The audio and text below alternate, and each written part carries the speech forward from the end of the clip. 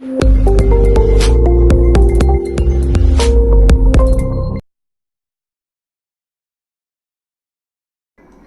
Everyone, greetings from doctor Rashmi's homeopathy. आज की इस वीडियो में मैं बात करूंगी होम्योपैथिक मेडिसिन रेफिनस सटाइवस के बारे में। रेफिनस सटाइवस यानी ब्लैक गार्डन रेडिश से बनाई जाने वाली एक दवा है। काली जो मूली होती है उससे ये दवा बनाई जाती है और बहुत ही अच्छा इसका यूज़ होता है। क्लिनिक में अक्सर इस दवा को यूज़ किया जाता है गैस्ट्रिक कंप्लेंट्स में। अब गैस्ट्रिक कंप्लेंट्स के लिए यानी गैस बनना, गैस पास नहीं होना, इसके लिए तो बहुत सारी होम्योपैथिक दवाइयाँ हैं। तो हम रेफिनस सटाइवस को कौन सी केसेस में यूज़ करते हैं आज हम इस वीडियो में जानेंगे। तो जो रेफिनस सटाइवस है, जैसे हमारी कार्वेविज है, चाइना है, लाइकोपोडियम है और रुबीनिया है, बहुत सारी और दवाइयाँ हैं जो हम गैस के लिए यूज़ करते हैं, बहुत पॉपुलर भी दवाइयाँ हैं। उनमें से एक दवा है रेफिनस। रेफिनस का जो गैस्ट्रिक कंप्लेंट होता है बहुत मार्क्ड होता है। इसमें पेट संबंधी प्रॉब्लम, लिवर संबंधी प्रॉब्लम और स्प्लीन संबंधी प्रॉब्लम के लिए ये दवा इंडिकेटेड होती है।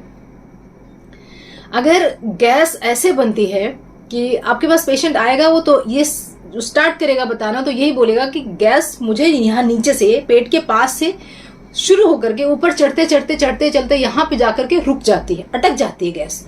बिल्कुल ना ऊपर जाती है ना नीचे जाती है। बिल्कुल मेरे को बहुत मुश्किल होती है। मैं बिल्कुल खाने पीने में मुझे दिक्कत होती है, स्वेलो करने में दिक्कत होती है और बाद में धीरे धीरे करके वो गैस का जो गोला होता है वो नीचे आता है। सिर्फ इस दवा में नहीं, ये इसके अलावा और भी दवाइयां हैं जिसमें ये ग्लोबस गैस की प्रॉब्लम होती है, जैसे असफेटिडा है, उसमें भी ये प्रॉब्लम होती है। तो गैस के गोले की जो प्रॉब्लम होती है इसमें रेफिनस सटाइवस के लिए बहुत मार्क्ड है। तो जैसे ही पेशेंट ने बोला कि गैस का गोला ऊपर जाता है और नीचे नहीं आता है और अटका रहता है, 3 दवाइयां आपको याद रखनी है, एसोफेटिडा, रेफिनस सटाइवा और वलेरियाना। ये तीनों दवाइयों में ये सिम्टम बहुत मार्क्ड होता है। रेफिनस के अंदर क्या होता है, पेशेंट से पूछेंगे कि भाई आपको गैस बनती है, गैस पास होती है?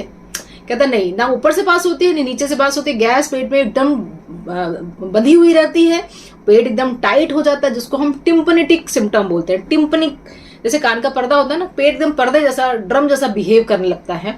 तो ऐसे केसेस में भी रेफिनस दी जाती है। रेफिनस को दिया जाता है अगर कोई भी ऑपरेशन कराने के बाद आपको गैस जो है पास नहीं हो रही है, गैस पूरी पेट में भरी हुई है और गैस के कारण पेट एकदम टाइट हो गया है। कोई भी ऑपरेशन हो, चाहे वो पेट का ऑपरेशन हो, अपेंडिक्स का ऑपरेशन हो, आपने कोई दूसरी कोई सर्जरी करा ली है, आपकी यूट्रस की सर्जरी हुई है, प्रोस्टेट की सर्जरी, उसके बाद से आपको गैस बहुत बनने लग गई है, यानी पोस्ट ऑपरेटिव अगर आपको गैस की प्रॉब्लम हो रही है, तभी भी रेफिनस इज द वंडरफुल रेमेडी। इसमें आपका जो लिवर होता है और जो स्प्लीन होता है उसमें स्टिंगिंग टाइप ऑफ पेन होता है, टस टस सी पेन होती है और जो मुंह के अंदर है ना बाइल आता है, यानी कि जो पित्त होता है ना, पीला सा लिक्विड जो होता है वो आता है, बहुत कड़वा सा मुंह बना रहता है। अब इस पित्त के कारण जब वो उसको डकार आती है, क्योंकि गैस भी बन रही है, पित्त भी बन रहा है, जब उसको डकार आता है ना तो उसको बहुत प्यूट्रिड स्मेल आती है, बहुत ही गंदी स्मेल आती है। इवन पेशेंट खुद बोलते हैं कि डॉक्टर साहब इतनी गंदी डकार आती है, इतनी खराब बदबू आती है ना, बहुत परेशान हो गया इस प्रॉब्लम से, किसी के सामने मैं डकार तक नहीं ले सकता हूँ, इतनी ज्यादा डकार आती है। या तो गैस पास नहीं हो रही थी, हमने पहले पढ़ा था, लेकिन अगर आती है तो इतनी ज्यादा गंदी महक वाली आती है, गंदी बदबू वाली आती है कि पेशेंट इस सिम्टम से बहुत परेशान रहता है। तो प्यूट्रिड जो इरिटेशंस होते हैं, साथ ही अगर कभी वॉमिट भी होती है तो वो भी प्यूट्रिड होती है। इवन बुक्स में तो ऐसा भी लिखा है कि जो वॉमिटिंग होती है बिल्कुल फीकल होती है, मतलब इतनी ज्यादा स्मेल होती है जैसे स्टूल की स्मेल होती है, वैसी उस तरह से वॉमिट इसमें होती है।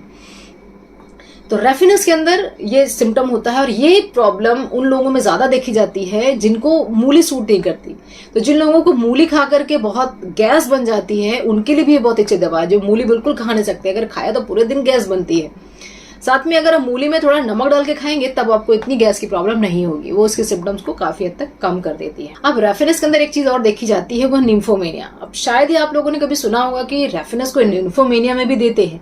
निम्फोमेनिया मतलब हुआ excessive sexual desire in case of females. तो इसमें निम्फोमेनिया होता है, पेशेंट इतना इरिटेटेड हो जाता है कि अपने बच्चे उसको पसंद नहीं होते और अपनी सेम सेक्स के लिए उसको बहुत ज्यादा डिस्गस्ट होते हैं, उसको फीमेल्स पसंद नहीं होती है, इवन अपनी खुद की बच्ची भी उसको नहीं पसंद होती है। ऐसा भी इस केस में देखा जाता है।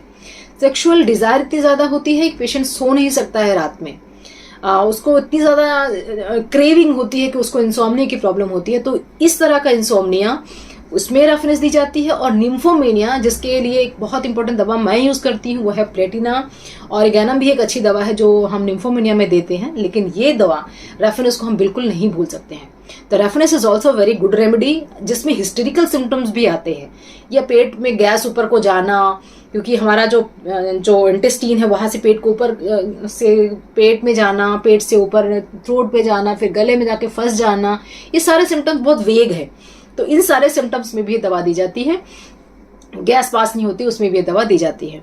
इसके अलावा जो भूख होती है बिल्कुल खत्म हो चुकी होती है, खाना खाने का बिल्कुल नहीं मन करता है, जैसे ही थोड़ा सा खाना खाया हो जैसे लगता है इतना खाना खाया और इतनी सारी गैस बन गई, ये सिम्टम भी अगर होते हैं तभी भी बहुत अच्छी दवा होती है। अब साथ के साथ ये दवा उन लोगों को भी सूट करती है जो लोग गोभी खाने से गैस हो जाता है, पत्ता गोभी खा के गैस हो गया, या कोई भी क्यूकर बिट्स फैमिली की जो भी सब्जियां होती हैं उसको खा के गैस हो गया, तो ऐसे लोगों को भी ये दवा बहुत अच्छा सूट करती है। तो हमने जाना कि लाइकोपोडियम, ये सारी जो दवाइयां होती हैं उनकी इंडिकेशंस और इसकी इंडिकेशंस में क्या डिफरेंस है। अब लाइकोपोडियम में क्या होता है कि लाइकोपोडियम गैस पूरी नीचे ही है, वो ये नहीं बोलेगा उसको डकारें आ रही हैं, बार बार उसको ऊपर ऑपरेशन ऑफ ब्रीदिंग हो रही है। हाँ, इससे एक बात और याद आए कि इसमें ऑपरेशन ऑफ ब्रीदिंग भी होती है। ऐसे लगता है कि गैस का गोला ऐसे जाके फंस गया है कि उसको बिल्कुल सांस नहीं आ रही है, उसकी सांस अटक जा रही है, ये भी रेफरेंस में देखा जाता है। लेकिन लाइकोपोडियम में बिल्कुल नीचे देखा जाता है। कार्बोवेज में ऊपर की तरफ, छाती की तरफ उसको दर्द ज्यादा महसूस होता है, ऐसा लगता है कि पूरी छाती पूरी जकड़ गई है गैस से। और चाइना जो दवा होती है उसमें पूरा ऊपर से नीचे तक एक साथ रहता है, लेकिन रेफरेंस में गैस नीचे से ऊपर की तरफ जाती है, मूव करती है, मूवमेंट करती है, और ये पास नहीं होती है। यहां से ऊपर जाकर के पूरी फंस जाती है, एकदम ड्रम जैसा बन जाता है, कोशिश करके भी फ्लेटस नहीं पास होता और टकारे नहीं आते। तो इनकार्सिनेटेड गैस प्रॉब्लम के लिए reference is a wonderful remedy. हम डोसेस की बात करें, इसको हम ज्यादातर लोअर पोटेंसीज में यूज करते हैं, मदर टिंचर में या 30 पावर में यूज करते हैं। अगर आप मदर टिंचर यूज करें तो 10 ड्रॉप्स यूज करें, अगर आप 30 पावर यूज करें तो सिर्फ 3 से 4 बूंदे ही बहुत है। तो इस दवा को आप जरूर यूज करें कोई भी गैस्ट्रिक कंप्लेंट्स के लिए। ध्यान रखिए कि होम्योपैथी की जो दवा होती है वो सिम्टम्स के आधार पर दी जाती हैं। तो अगर आपके पास सिम्टम्स कुछ और हैं, आप रेफरेंस दे रहे हैं तो नहीं होता है इसमें आराम, तो रेफरेंस के सिम्टम्स अगर आपके साथ मिलते हैं तो आप जरूर इस दवा को दे सकते हैं। तो ये सारी इन्फॉर्मेशन थी रेफरेंस होम्योपैथिक मेडिसिन के बारे में। एक वंडरफुल रेमेडी है बहुत तरह के कंप्लेंट्स के लिए। कोई भी एंटासिड्स लेने की भी आपको जरूरत नहीं पड़ती है अगर साथ में एसिडिटी भी होती है। Wishing a very good health. Thanks for watching.